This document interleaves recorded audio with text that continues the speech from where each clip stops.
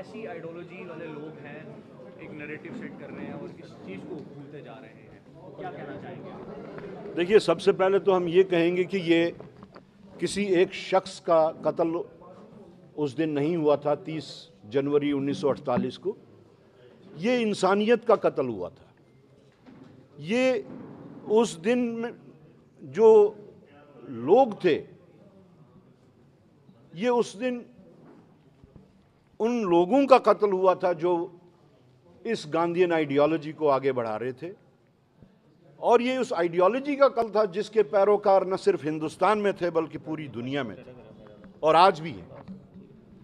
इसलिए ऐसी शख्सियत का मानना, उनको श्रद्धांजलि देना, ये हमारा न सिर्फ सियासी फ़र्ज़ है बल्कि हमारा एक इंसानी फ़र्ज़ भी है, ताकि उस आइडियोलॉजी को ज़िंदा रखा जाए, ताकि उस आइडियोलॉजी पे ज़्यादा से ज़्यादा ख़ास तौर से नौजवानों को राग़िब किया जाए, उन तक बात पहुंचाई जाए कि हम किस आइडियोलॉजी के पैरोकार हैं, जिस आइडियोलॉजी को मिटाने के वास्ते ऐसे लोग सामने आ चुके हैं, ऐसे लोगों के हाथ में सत्ता है जो अंग्रेज़ों के एक वक्त में मुखबिर कहलाए जाते थे, अंग्रेज़ों के वास्ते काम करने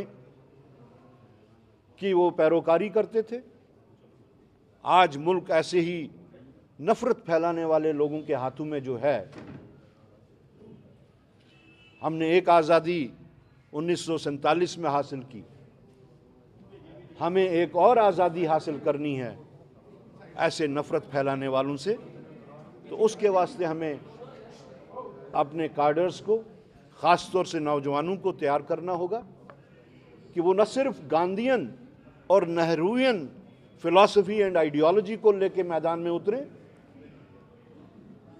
बल्कि जो इस वक्त नफ़रत का बाज़ार गर्म किए हुए हैं, उनकी जो आइडियोलॉग्स हैं, चाहे वो गोलवालकर जी हैं, चाहे वो सावरकर जी हैं, चाहे वो नथुराम गोडसे जैसा बदतरीन इंसान हो, उनकी बातें भी लोगों तक पहुंचाई जानी चाहिए कि वो किस आइडियोलॉजी को, वो हिंदुइज्म के बारे में उनकी क्या राय थी। हमने आज ये सवाल खड़ा किया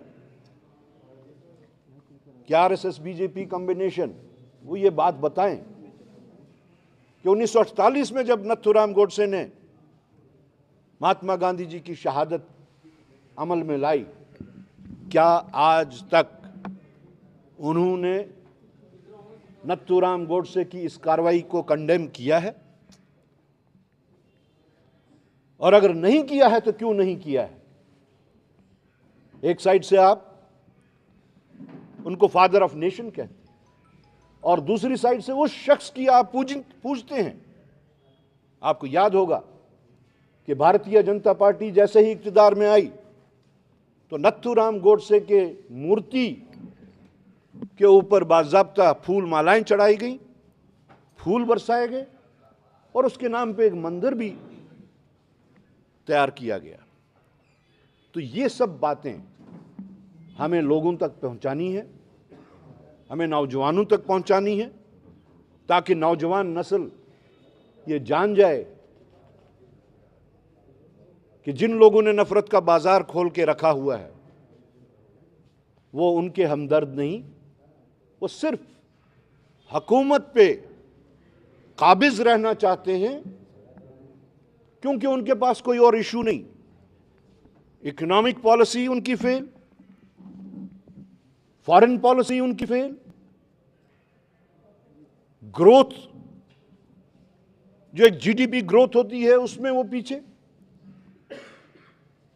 बाकी सड़कें बनाने से ही मुल्क की आप मान्यता नहीं बढ़ाते। उस मान्यता को अगर हम आज ढूंढें तो अभी कुछ दिन पहले ही उसके बारे में डोनाल्ड ट्रंप ने आपकी कितनी मान्यता है उसका जवाब दे दिया है। वक्फ इशू पे वक्फ इशू पे बवाल मचा हुआ है और कल भी मीरवाइज उमर फारूक ने, राहुला जो कि एमपी हैं श्रीनगर से, और फारूक अब्दुल्ला साहब ने भी इस पर कहा, उमर साहब ने भी कहा, तो आप कांग्रेस का क्या स्टैंड है, क्या मानते हैं अभी? देखिए, जैसा कि मैं बार बार कह चुका हूं कि मैं किसी लीडर के कमेंट पे काउंटर कमेंट नहीं करना चाहूंगा, मैं अपनी ओपिनियन दूंगा। मेरी ओपिनियन उसमें यह है कि ये भी एक सस्टेन्ड, उस नफरत के को आगे बढ़ाने के वास्ते एक सस्टेन्ड तरीक़ेकार है। चाहे वक्फ बोर्ड का जो बिल है, चाहे यूसीसी है, ये सारे आउटकम है उस नफरत के एजेंडा का, जिस नफरत के एजेंडा के तहत ये पूरे मुल्क में अफरा तफरी रखना चाहते हैं। एक साइड से अगर आप देखें, आप देखिए minorities as a whole, not only Muslims, आप देखिए दलित समाज के साथ क्या हो रहा है, आप देखिए क्रिश्चियन समाज के साथ क्या हो रहा है, आप देखिए कि किस तरीके से एक सस्टेन्ड कैंपेन के तहत ये ज़्यादा से ज़्यादा नफरत और ज़्यादा से ज़्यादा आइसोलेशन की पॉलिसी इख्तियार करते हैं। हैरानगी की बात है, ये कहते हैं कि हिंदुओं को खतरा है।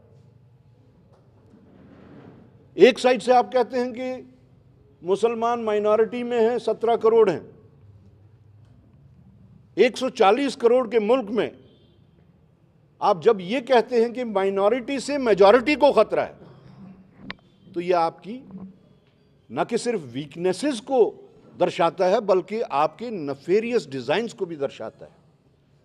तो मेरे ख्याल में ये it is an outcome of that nefarious design जो आज से 70-75 साल पहले, बल्कि 100 साल पहले इनके पूर्वजों ने ड्राफ्ट किया था, और आज इनका मानना है कि आज नहीं तो कभी नहीं, अभी नहीं तो कभी नहीं।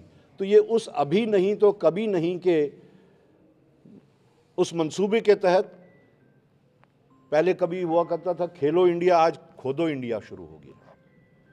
तो ऐसे ऐसे ही स्कीम्स इनकी हैं जिसको वो लागू करने की कोशिश कर रहे हैं, लेकिन वक्त के साथ साथ लोगों में इस बात की पहचान और अंडरस्टैंडिंग हो गई है कि हमें वही गंगा जमनी तहजीब को आगे बढ़ाना है जिस गंगा जमनी तहजीब के हम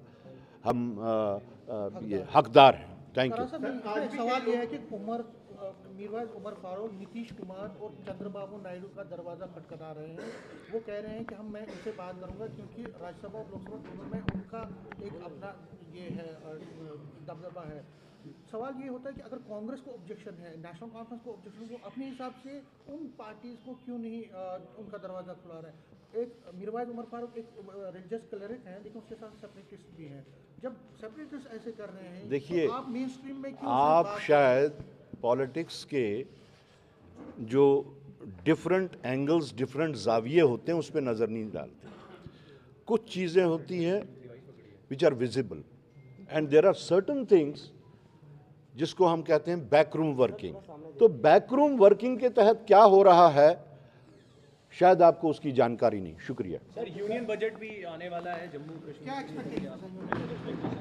यूनियन बजट जैसे अभी तक फ्लॉप शो होता रहा है, हमें नहीं कोई ऐसी उम्मीद कि वो इस बार का यूनियन बजट जो है वो कोई ऐसे मिरेकल्स करेगा कि यहाँ की जीडीपी को भी कंट्रोल करे, यहाँ के इन्फ्लेशन को भी कंट्रोल करे, यहाँ के अनएम्प्लॉयमेंट को भी कंट्रोल करे, यहाँ के हेल्थ कंडीशन को कंट्रोल करे, यहाँ की बिगड़ती हुई जो व्यवस्था एजुकेशन की है उसको कंट्रोल करे। तो ये बेसिक जो वेलफेयर मेजर्स हैं अभी तक इन पिछले 9-10 सालों में बीजेपी अगर नहीं कंट्रोल कर पाई, तो इस नए बजट से कौन सा मिरेकल हम एक्सपेक्ट कर सकते हैं?